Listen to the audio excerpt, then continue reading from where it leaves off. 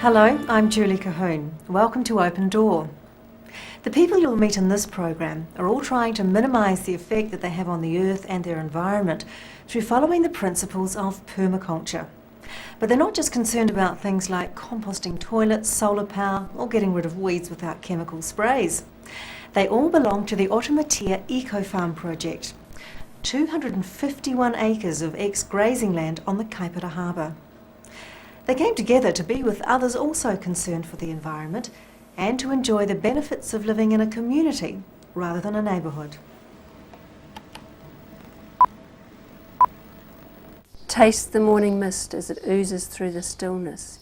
Hear the lap of water in quiet darkness. Let the autumn hues paint the colours of the breeze.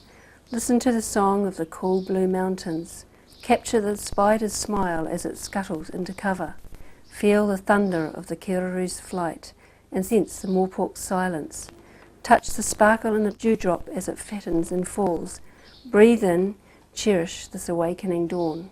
My vision for this is to create a bit of a Garden of Eden, a bit of a mecca of permaculture, and with a really strong emphasis on education. It is, I think, the biggest challenge we have taken on. We've always liked a challenge, but this one beats them all. When I've lived on the land, I've tried to work in organic principles, and permaculture is just another step from that. You take into consideration all aspects of the land, the people, the climate, everything comes into that. Permaculture, and that's permanent agriculture.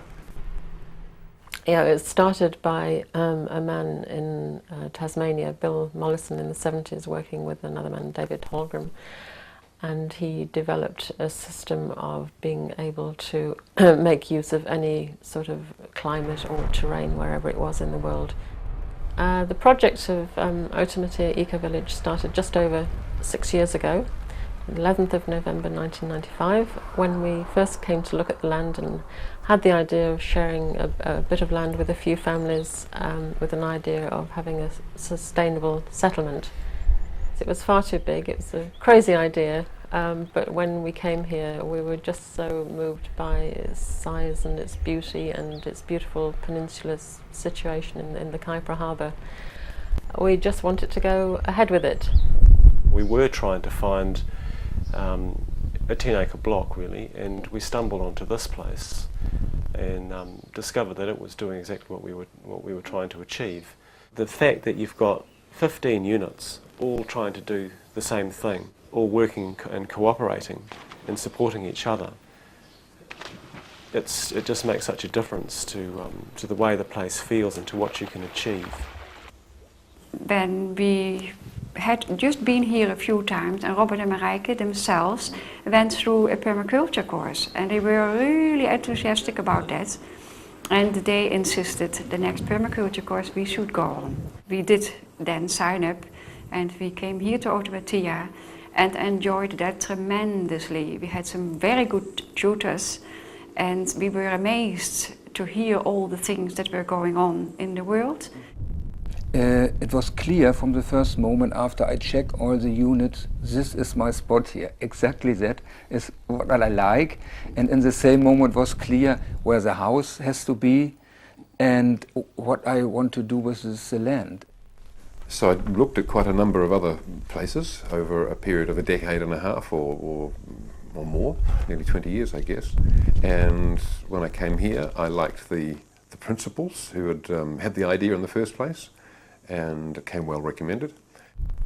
We actually stood on this piece of ground down the bottom, the Totru Grove, and there was just something magic that happened. And for me it just felt, well, this is the place.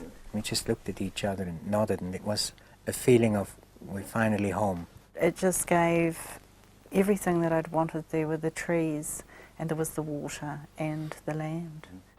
I got caught up in what they call the hippie sort of movement and the communes, etc. And I went into that full swing, but I sort of turned away from it and discussed after a few years. Well, not so much discuss, just I thought they were going down the wrong path. I thought they were trying to close their doors to society and become totally different, where here I feel it's really opening towards society and saying, look, you can have a good, modern, comfortable existence and contribute to the local economy and be part of it. The size of the land is 251 acres, and we've divided it up into 15 5-acre blocks. And when you buy in, you get a freehold title to your 5-acre block and a joint share in the remaining 176 acres of commonly owned land. There is a process for people who would like to buy in. They have to obviously familiarise themselves with the land and make an effort to meet everyone involved here by coming to meetings and agree with everything that we've got so far within our prospectus. And they would have to sign that. When they sign their sale and purchase agreement, they are also agreeing to uphold all the ecological and management values we have for the land. Permaculture is as scientific as you want it to be, or as basic as you want it to be, and it includes pretty much everything that's involved in your life, from the point of view that you start with a piece of, in our case, we started with a piece of bare land. There was nothing here, just grass. It was not an economic block of land for conventional farming anymore. For me, permaculture is something that's very ancient, and I see that when the ancestors, when the olden people lived together, they lived together in clans and tribes, and they practiced permaculture principles. You talk about ecological building, you know, healthy homes. You talk about growing your own food, you know, from the garden onto the table, everything there, the details of crop rotation and neighboring plants and so on. You talk about, you plan everything from your water, your sun, your power, to use as little energy as possible. What convinced me really about permaculture is that it is more than a lot of little how-to things. It is actually a concept how to get more sustainability into all aspects of your life. It has those, you know, ethics of care for the earth, care for the people, share surplus, reduce consumption. It's about healing this block of land as well, as much as anything else. But it goes right from where you position your house on the land, and you have zones that go from there.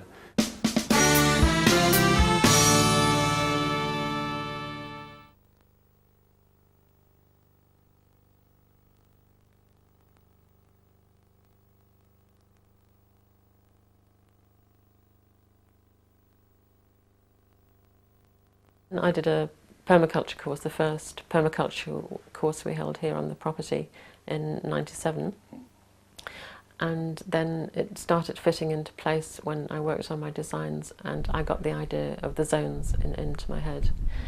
Some permaculturists like to start from zone 0, and that's up here. Right. And that really involves having a mind shift, how you operate in your life, how you think about things, and applying permaculture principles to all areas of your life. You start with zone 1, and that's the immediate area outside your house. And so you have all the things that you need to run out and get quickly close to you, like your herb spiral, your plucking gardens for your salad veggies, all nice and close so you don't have to walk too far. And then zone 2, I call the big vegetable garden. I got a bit further down, and that has a lot of root veggies, and I might visit there on a daily basis or every other day.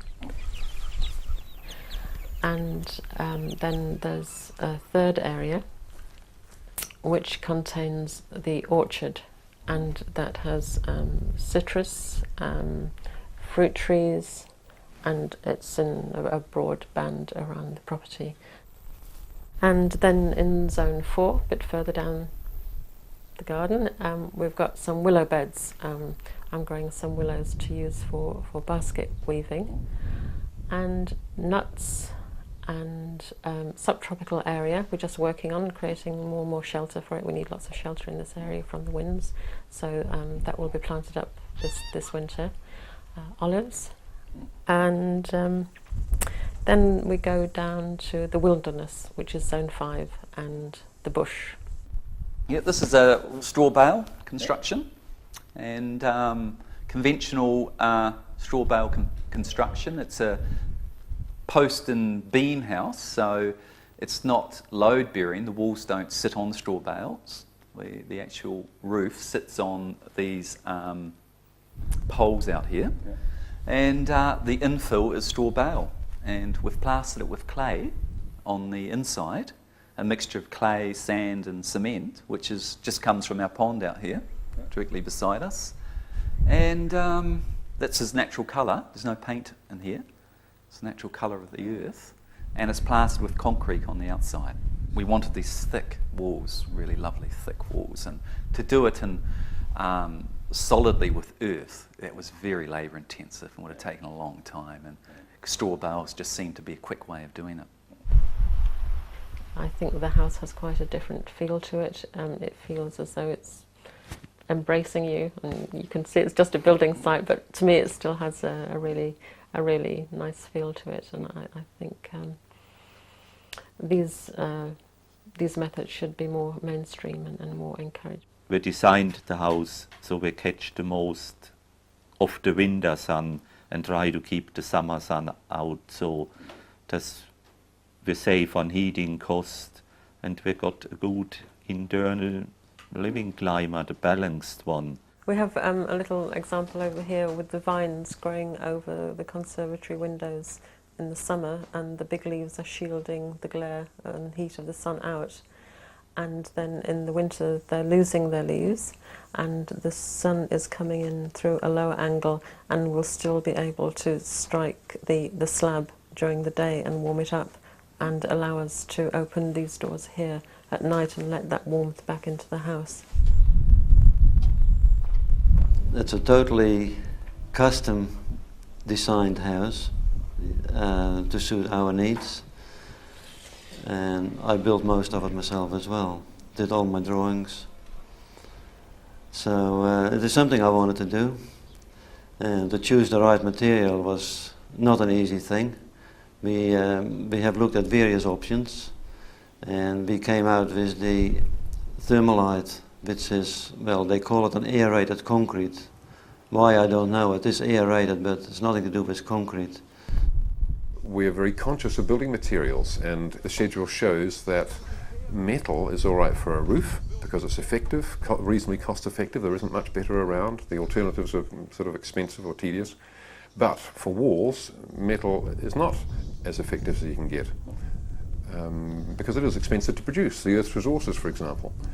So here I've got a building which has strictly a metal roof and metal walls. It's not the long-term building. In the long term, I'll take all my time to build something in mud brick or straw bale or something like that. Spirituality and creativity are sort of the main theme to my life and to what I want to do here. So the way we're planning our land, even though the basis of it is permaculture, but we're adding a whole lot of other levels that are not actually strictly part of permaculture, but that are not exclusive.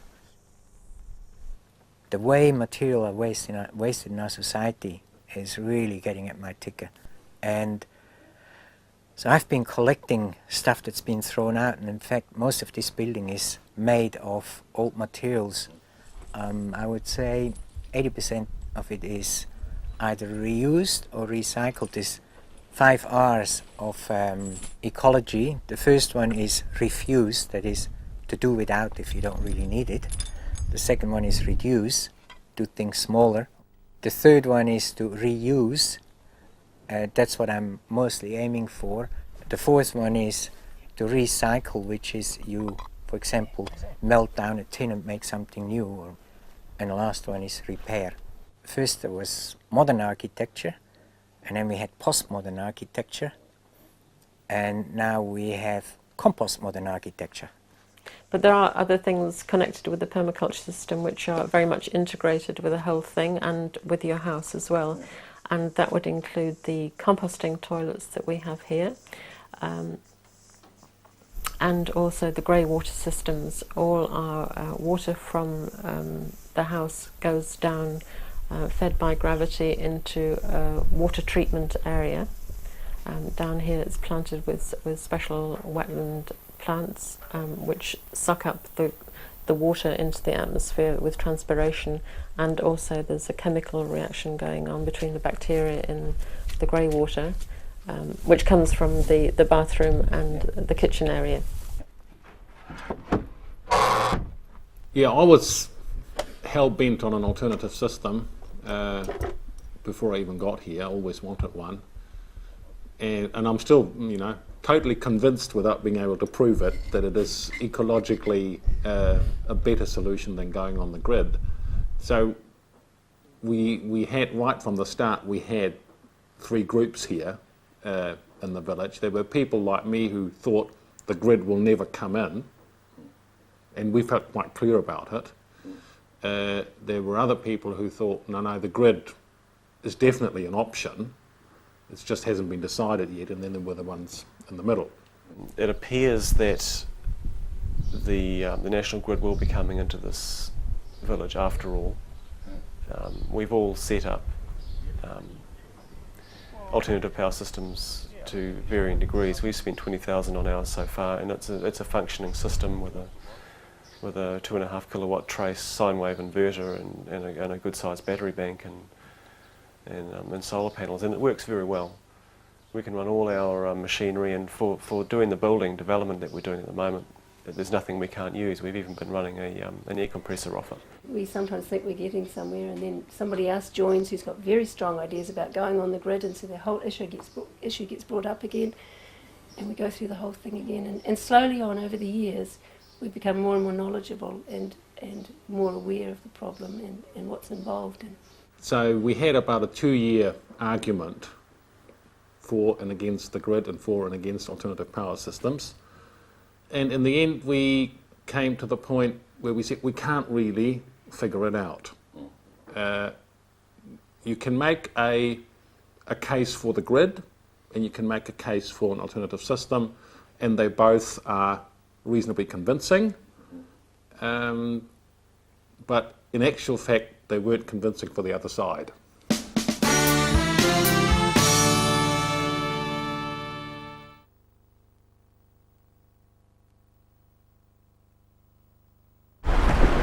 One of the biggest problems in the cities really is the sewerage system, because what you're getting is a totally un-permaculture situation where you are gathering all the nutrients from around the countryside and flushing down the toilet, and that all goes out to sea basically, and it's all lost. In permaculture you try to create a nutrient cycle, and you try to close that. You try to keep things within so that anything that is on the land stays on the land. This stuff's going back decades and generations and hundreds of years. It's been the way that the Earth's worked for millions of years. It's only recently that we've come along really cleverly, we think, in the 20th century and stuffed things up. One of the greatest problems I had living in the city is that everyone lives in the little 600 square metre block and has a great big fence in between them, and often you don't even know your neighbour.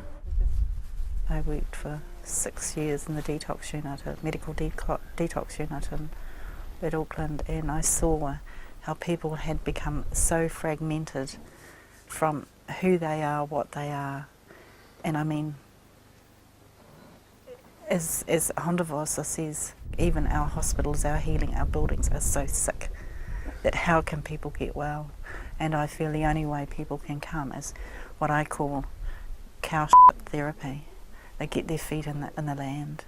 The challenge of this 250 acres here is big, yeah, definitely, to turn it into something productive that we can live off comfortably. But the challenge to actually make people cooperate and work together is much bigger. Whether it's help in the garden with something heavy to be lifted and you want 4 strong men to move a shed, or whether it's ideas on house design, or people that know about grafting and propagating and types of seed to go for.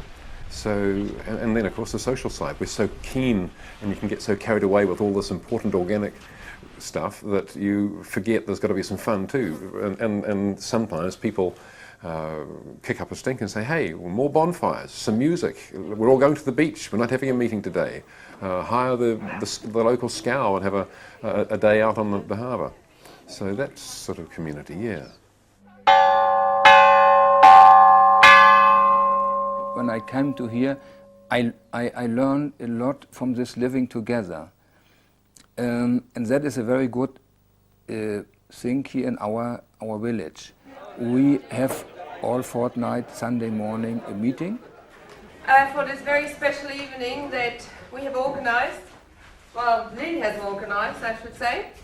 At first I was really astonished. The people have a hard discussion, and after 2 hours we all stay up, we have a shared meal, and these people who fight and have really different feelings about it, they give a hug, and that was it. And after that they speak in a normal way together. I think we've had a phase of relatively, people keep saying, you know, you've achieved a lot, which is a lot of the physical sense. We've got veggie gardens and houses and things like that.